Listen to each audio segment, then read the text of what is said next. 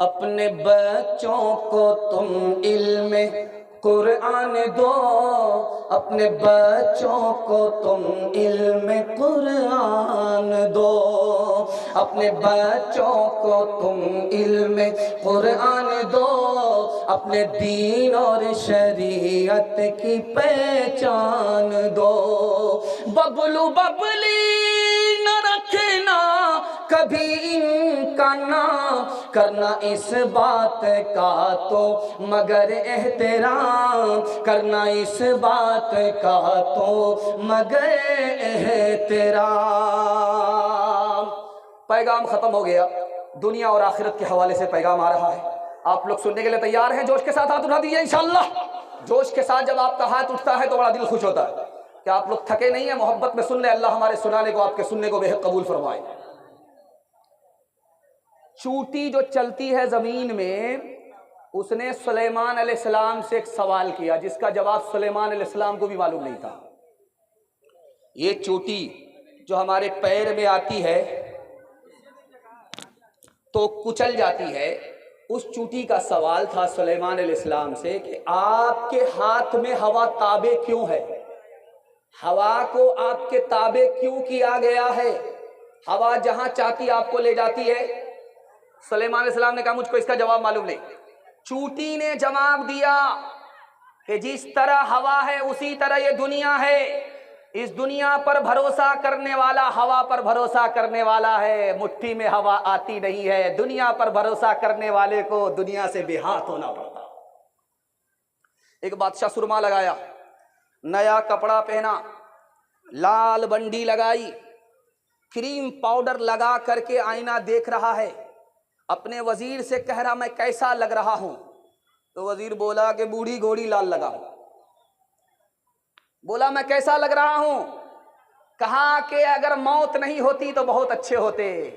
मौत तुम्हारे साथ है इसलिए तुम बहुत अच्छे नहीं हो सकते। बादशाह को जोर का झटका लगा।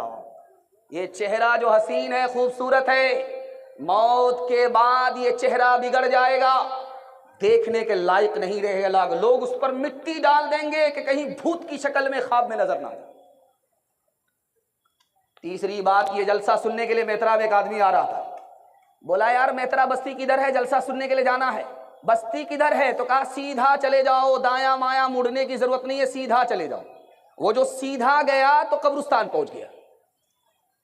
सर पकड़ करके बैठ गया। कैसा बेवकूफ आदमी है, जिंदा आदमी को कब्रिस्तान भेज देता है। वो आदमी पलट करके बोला कि तुम भी अजीब आदमी हो, हमको जलसा सुनना था, बस्ती हमने मालूम किया था, तुमने हमको सीधा कब्रिस्तान भेज दिया। अरे तुम जिसको बस्ती समझ रहे हो वो बस्ती नहीं है, असल बस्ती तो कब्रिस्तान है। मैंने बस्ती के हर आदमी को यहां आते हुए देखा है कब्रिस्तान में, लेकिन कब्रिस्तान से किसी को कहीं जाते हुए नहीं देखा।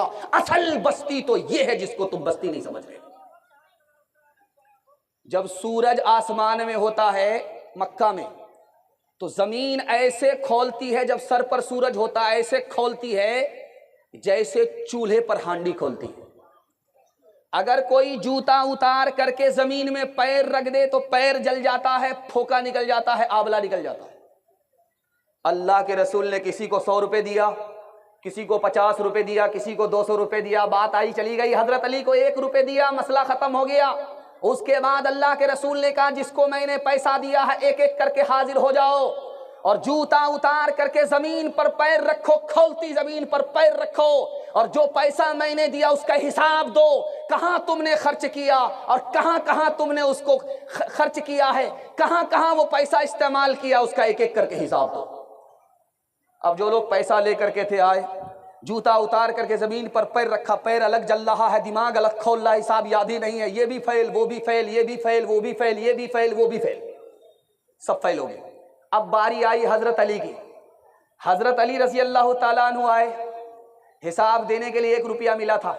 हिसाब देने के लिए आए, फटाफट हिसाब दिया, झटाझट हिसाब दिया, फटाफट हिसाब दिया, झटाझट हिसाब दिया। अल्लाह के रसूल ने कहा मुबारक हो, ढेर पैसा कमाने वाले खुश मत होना, हिसाब बहुत लंबा होगा। कम पैसा कमाने वाले मायूस मत होना, हिसाब बहुत आसान होगा। चिलचिलाती हुई धूप में हजरत उमर निकले, पसीना छूट रहा है, कपड़ा भीग गया, बादशाह हैं, खलीफा हैं, कपड़ा भीग गया। कहने वाले ने कहा कहाँ निकले? का सदके का ऊंट भाग गया, उसी को तलाश करने के लिए निकले। अरे अल्लाह के बंदे, जान पर तो रहम खाओ, धूप है, लू लग जाएगी, हलाक हो जाओगे। का सदके का ऊंट है, उसको तलाश करने के लिए निकला हूं। इस धूप का मैं खौफ नहीं करता, इससे बड़ी धूप महशर की धूप होगी। का मैं गुलाम भेज देता हूं, वो लेकर के आ जाएगा। का मैं खुद जाऊंगा, खुद तलाश करके लाऊंगा। कयामत में उमर से सवाल होगा, उमर के गुलाम से सवाल नहीं होगा। हाथ उठा करके वादा कीजिए, मौत से पहले मौत की तैयारी करेंगे। हाथ उठाइए इंशाअल्लाह।